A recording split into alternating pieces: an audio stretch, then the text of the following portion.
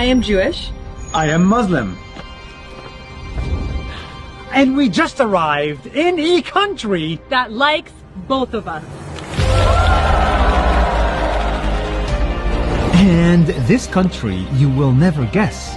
It's a country right next to Iran, Russia, and Iraq. It is surrounded by conflict. But because of a miracle, people in this country get along, especially Jews and Muslims. This is the incredible story of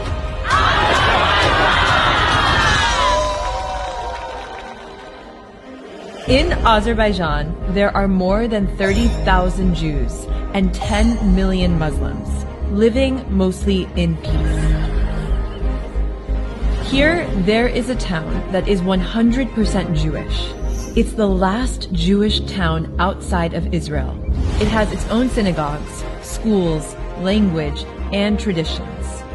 In this country, there is a full government building dedicated to religious affairs for all religions. And in the heart of the capital, we saw beautiful mosques, beautiful churches, and synagogues right next to each other. In the same mosque, both sects of Islam pray, the Shia and the Sunni. They share the same mosque and the same prayers. This is very rare. In the churches, Muslims and Jews come to celebrate local holidays with their fellow Christians. Did you know that this building, this church, was actually built by an Azerbaijani Muslim? A Muslim built He financed this and he built this building that we are standing in now. a church. A church. It's beautiful. It's so beautiful.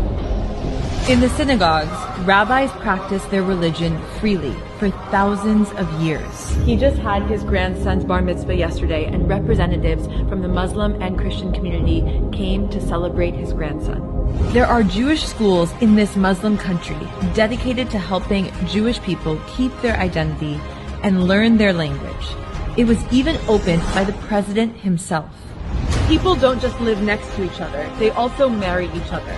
Like this woman, who is a product of both Jews and Muslims. Hi, my name is Ayla. My mother is a Jewish, but my father is a Muslim. It's not easy, but a living experience of tolerance. It is in my body.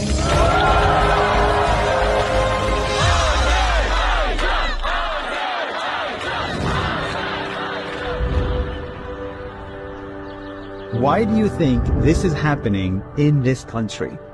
I don't know, but I think that this kind of thing doesn't happen organically. I think that there is something that encourages people to live in coexistence. Yeah, I definitely agree. This can't be organic. Somebody has to encourage coexistence to happen. Like, that's why there's a ministry for religious tolerance. There's an encouragement that people should get along. But it's not just that. It's also in the culture. These people have lived here for thousands of years together, regardless of religion. Actually, I think Azerbaijan is on the Silk Road.